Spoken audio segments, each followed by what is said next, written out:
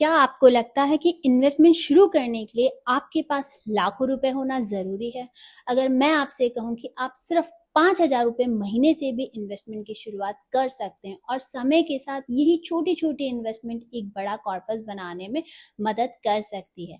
तो आज की इस वीडियो में मैं आपको सिर्फ एसआईपी की डेफिनेशन ही नहीं बताऊँगी, मैं आपको बहुत सिंपल तरीके से समझाऊँगी कि एसआईपी क्या होती है, कैसे काम करती है, इसके फायदे क्या है, मार्केट गिरने पर एसआईपी क्यों इम्पोर्टेंट हो सकती है और लॉन्ग टर्म में कंपाउंडिंग कैसे काम करती है। और सबसे इंटरेस्टिंग पार्ट, मैं आपको एक real life investment case study भी बताऊंगी। तो इस वीडियो को एंड तक जरूर देखिएगा। अगर आप इन्वेस्टमेंट और पर्सनल फाइनेंस को सिंपल लैंग्वेज में समझना चाहते हैं तो मैं ज्योति और आपका स्वागत है मेरे चैनल पर। एसआईपी आखिर होती क्या है, सबसे पहले बात हम इसके बारे में करेंगे। तो देखिए, हम सभी ने बचपन में गुल्लक जरूर देखी है। हर महीने मम्मी पापा अपनी इनकम में से थोड़ा थोड़ा सा पैसा उसमें डालते थे। अब सोचिए, अगर वही गुल्लक सिर्फ पैसा जमा करने की जगह उस पैसे को ग्रो करने का मौका भी दे, यही कंसेप्ट आपको एसआईपी में समझना है। एसआईपी यानी सिस्टमैटिक इन्वेस्टमेंट प्लान। एसआईपी खुद कोई इन्वेस्टमेंट प्रोडक्ट नहीं है, यह एक डिसिप्लिन्ड और सिस्टमैटिक तरीके से इन्वेस्टमेंट करने का तरीका है। उदाहरण के लिए, अगर आप हर महीने 5,000 रुपए किसी म्यूचुअल फंड में इन्वेस्ट करना चाहते हैं तो आप एक फिक्स डेट पर 5,000 की एसआईपी शुरू कर सकते हैं और फिर हर महीने आपकी तय अमाउंट इन्वेस्टमेंट होती रहेगी। एसआईपी का सबसे बड़ा फायदा क्या है? सबसे बड़ा फायदा है डिसिप्लिन। क्योंकि अगर हम सोचते रहते हैं अभी मार्केट महंगा है, अगले महीने इन्वेस्ट करेंगे, मार्केट थोड़ा नीचे आएगा तब शुरू करेंगे, और इसी इंतजार में कई बार इन्वेस्टमेंट शुरू हो ही नहीं पाती है हमसे। तो एसआईपी आपको रेगुलरली इन्वेस्ट करने में मदद करती है। मार्केट ऊपर हो या नीचे, आपकी तय अमाउंट के हिसाब से इन्वेस्टमेंट जारी रहती है। और यही आता एक बहुत बड़ा इंपॉर्टेंट कंसेप्ट, रुपी कॉस्ट एवरेजिंग। जब मार्केट ऊपर होती है तो आपकी फिक्स्ड इन्वेस्टमेंट से कम यूनिट्स मिलते हैं, और जब मार्केट नीचे होती है यानी डाउनफॉल पर होती है तो उसी अमाउंट में से आप ज्यादा यूनिट परचेज कर पाते हैं, आपको मिल जाती है। इस तरह अलग अलग प्राइजेस पर यूनिट्स खरीदते रहते हैं तो एवरेजिंग परचेज कॉस्ट बनती रहती है। हालांकि ध्यान रखिए, रुपी कॉस्ट एवरेजिंग प्रॉफिट की गारंटी नहीं है। अब बात करते हैं लॉन्ग टर्म की।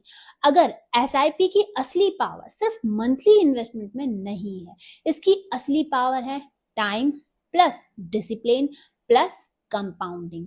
मान लीजिए आप 5,000 रुपए की एसआईपी शुरू करते हैं। शुरुआत में अमाउंट छोटी लग सकती है, लेकिन जब आप इसे लंबे समय तक कंटिन्यू करते हैं तो आपके पास में इन्वेस्टमेंट रिटर्न भी आगे रिटर्न जनरेट कर सकते हैं। इसी को हम कहते हैं कंपाउंडिंग की पावर। इसीलिए इन्वेस्टमेंट में सिर्फ यह देखना जरूरी नहीं है कि मैं हर महीने कितने इन्वेस्ट कर रही हूँ या कर रहा हूँ, बल्कि ये भी देखना जरूरी है कि मैं कितने लंबे समय तक इन्वेस्टेड रह सकता हूँ। अब मेरी पर्सनल केस स्टडी ये है।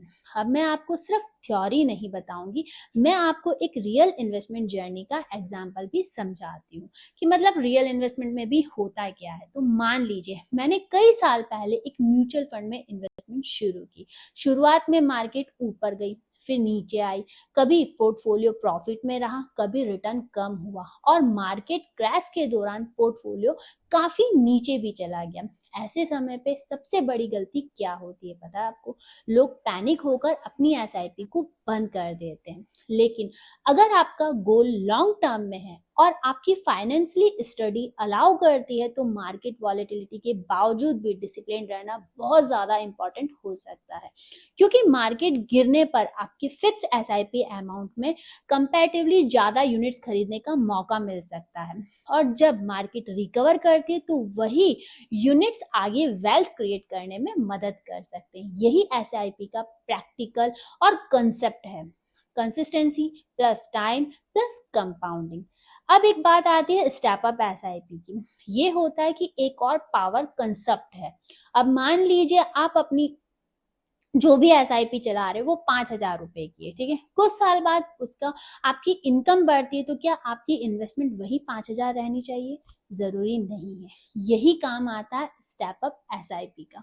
मान लीजिए आप हर साल अपनी एसआईपी को 10% बढ़ाते हैं, तो आपकी इन्वेस्टमेंट इनकम के साथ धीरे धीरे एसआईपी भी बढ़नी चाहिए। इससे आपके लॉन्ग टर्म गोल्स को पोटेंशियल जल्दी अचीव करने में मदद मिल सकती है। इसलिए मेरी हमेशा यही सोच रहती है, छोटी शुरुआत करने में कोई प्रॉब्लम नहीं है, हम छोटी शुरुआत कर सकते हैं। आज हम 5,000 से शुरू करते हैं या 2,000, 1,000 जो भी है, और वही इनकम बढ़ने के साथ अपनी एसआईपी भी बढ़ाती रहनी चाहिए। जैसे जैसे आपकी इनकम बढ़ती है, आपकी एसआईपी भी जरूर बढ़नी चाहिए। एसआईपी शुरू करते समय इन 5 चीजों को याद रखें हमेशा। एसआईपी अमाउंट कितना इन्वेस्ट करना है, म्यूचुअल फंड किस फंड में इन्वेस्टमेंट करनी है, फ्रिक्वेंटली, मंथली, वीकली, कौन सा आपको चूज करना है, एसआईपी डेट हर महीने किस तारीख को इन्वेस्टमेंट होगी स्टार्टअप, क्या हर साल एसआईपी अमाउंट बढ़ानी है। लेकिन सबसे इंपॉर्टेंट ये है कि सही फंड का सिलेक्शन। सिर्फ इसीलिए किसी भी फंड में इन्वेस्टमेंट मत कीजिए क्योंकि उसने पिछले साल अच्छा रिटर्न दिया, जरूरी नहीं कि वो इस साल भी अच्छा ही रिटर्न देगा। आपका गोल, रिस्क प्रोफाइल, इन्वेस्टमेंट हॉरिजॉन और फंड की क्वालिटी, इन सबको ध्यान में रखना बहुत ज्यादा जरूरी होता है। सबसे जरूरी बात है कि एसआईपी कोई भी गेट रिच क्विक स्कीम नहीं है, ये एक पेशेंस और डिसिप्लिन का गेम है। मार्केट गिरने पर पैनिक नहीं करना होता है, मार्केट बढ़ने पर ओवर एक्साइटमेंट भी नहीं होनी चाहिए, और हर थोड़े थोड़े समय में अपनी स्ट्रेटजी बदलनी भी नहीं होनी चाहिए। मतलब हर थोड़ी थोड़ी देर में आप अपनी स्ट्रेटजी बदलते रहो। अगर आपका गोल लॉन्ग टर्म का है तो आपका माइंडसेट भी लॉन्ग टर्म का ही होना चाहिए, क्योंकि वेल्थ क्रिएशन में सबसे पावरफुल चीज जो होती है ना, वो सिर्फ पैसा नहीं होता है बल्कि हमारा टाइम होता है। क्योंकि सबसे ज्यादा इम्पोर्टेंट सबसे कितनी जल्दी आप स्टार्टिंग करते हैं।